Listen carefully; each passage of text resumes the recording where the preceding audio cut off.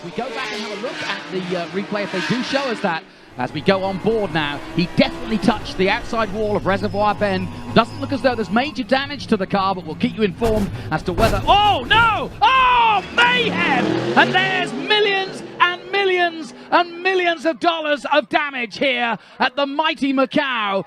And that is one of the worst GT accidents I've ever seen here. And in the place, the city that is a gamble, the lottery has absolutely come to an end. Right at the front of here is the 911, and you can see his frustration. Cars everywhere. Lucas de Grassi not even on the ground. Not on the tarmac. And not able to get out. Did anybody make it through? No hesitation in bringing out the red flag. Yes, they did, look. Course completely blocked. My goodness. My goodness. What were you saying as we walked across the bridge? Everything had been relatively clean so far today. Mm-hmm. I rest my valise. Goodness me. 4 cars come through. Wow. Into pit lane. Now, we don't know... well, let's have a look at what happened, first of all. We haven't seen what happened. Augusta Farfus in 3rd place goes through, and it's the police that they come together, and it's Juncadella who may well have been the cause, because Juncadella now backwards, and I think he had a damaged car anyway, but Juncadella is the car that's turned round. The Porsche of, is it? I'm trying to see who it was. I think it was Laurent Vantour. It is Laurent Vantour's car, yeah. There he is at the front. Yeah, Laurent Vantour came through, and all the drivers are out and having a word. But obviously, nobody happy. Lucas de Grassi in the middle of your picture there. 4 cars have got through. Only 4 cars. Well, yes, but I'm looking back at the 99 still of the Tom Blomqvist. He's involved. So is the number 5. It just depends. The shot is not as clear, but I can tell you a concertina effect, given that you're coming down Moorish Hill into this right-hander, could mean that literally the whole field has been affected in some way or another. And I can also assure you that we've got a long wait for the resumption of this one, folks. But if you've just tuned in and you've never seen the Macau Grand Prix, this is not bad driving. These are the very best drivers in the world. I can see that Felix Rosenqvist is out of the car and okay. My first thought is that everybody's okay. Laurent Vantour taking a tour around his car. There's one of the Audi drivers, and yeah, this is a real mess. But what I was going to say, and here comes the cranes, so it won't take them too long to start to extricate them, but it just depends how further back how far down back the this field goes. Yeah, I don't think we're going to be able to get a camera angle that will show us the tail of the field, so therefore we can start picking out and working out how many cars are okay.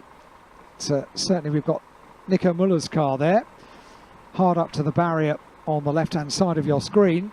Nico Muller's Audi pressed up. It's a scene I've seen in Formula 3 many times, but never in GTs, not to this extent. No, we did say this, the very, very tight section of the circuit, and GT cars get wider and wider, don't they, with every incarnation of a GT car. So the road completely blocked. So I almost can't bear to watch this. I know, it's painful, isn't it? I'm sure the teams and the manufacturers can't bear to. And there's the first Audi out of the way. That's the Honda. That's the Excuse NSX. me, that's the NSX Honda. Yeah. Now Marciello is in the pits. And you know what? The other thing that's happening at the moment is it's getting darker and darker, as if rain clouds are looming in. They reckoned on the weather forecast, if we got a shower, a proper shower, it will be about 1 o'clock this afternoon. It's 25 to 1, everybody. Local time. So Rafael Marciello talks to the AMG team.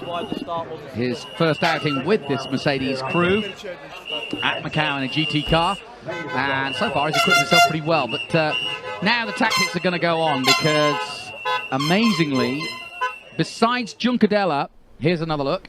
So Farfus goes through and through a third. There's Juncadella, basically I think the cause of the accident, unless Laurent Vantour was trying to go through on the inside. Yeah, which is a no-no. And it's only a guess. There's no room. It's only a guess. Look at this. As to what happened leading up to that.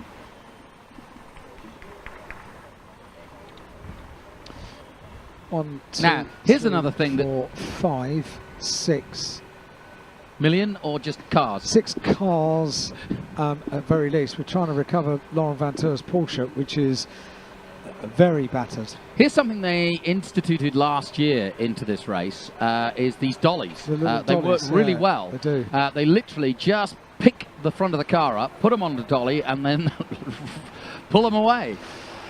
Laurent Vantour, of course, who won this race last year, albeit with a different manufacturer. Oh, here we go, on board. Ooh, scary. And that, of course, is the number 11 of Lucas de Grassi, who's the one who ended up off the ground. Look, there he is. Number 11. Now, 4 cars, that's all. There's Maro Engel, made it through. Most of the Mercedes. The other, Augusto Farfus. It could be a 4-way race. 3 Mercedes against a BMW.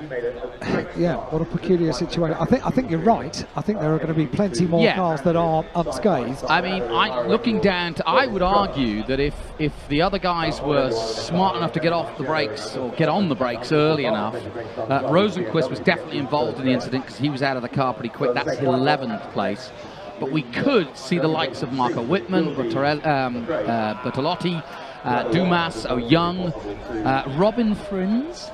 I say that tentatively. Potentially okay. This could be absolutely brilliant for Robin. Yes, it could. He needs a recovery. It was a tall mountain to climb from the penultimate row of the grid. But with, obviously he wouldn't want it this way, but with a number of cars not able to take any kind of restart, then a number of places can be made up very, very swiftly. Good news, if there is that, if there is any good news from this, as they take Giugadella's car out of the way. So let's have a look at. Well, I'd like to see how Laurent Vantour approached this corner now. If you go on board with Laurent Vantour down the hill, the next is the right-hander, and you can see Mercedes of Giugadella is in front of him. Okay, he was unsighted, to be fair. I'm not putting any blame on him. Giugadella had already hit police bend by the time that Laurent Vantour came across him.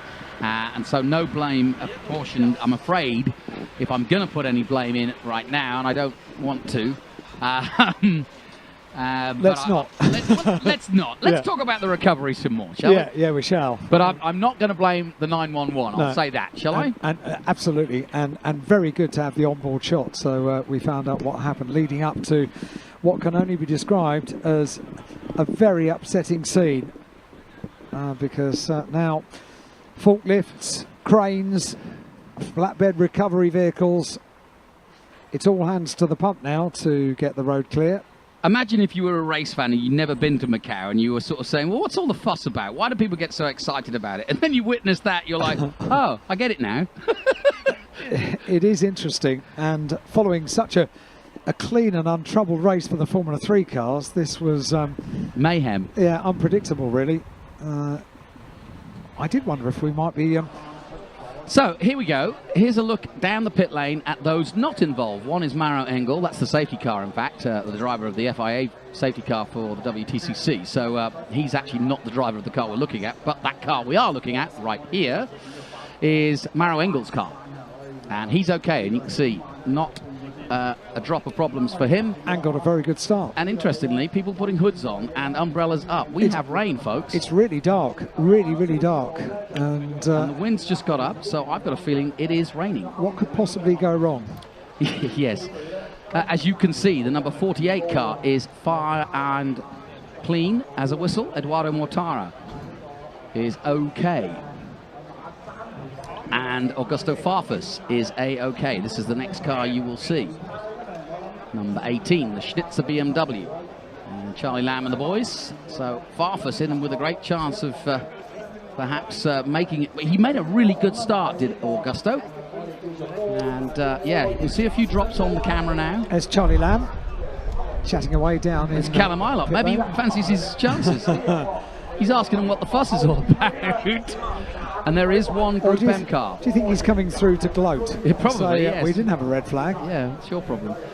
We saw Raphael already out of the car, but that's his car. So we literally have 4 unscathed cars in the pit lane. I've never seen anything like this in all my years. We're looking at Chaz Mostert's car being dragged back.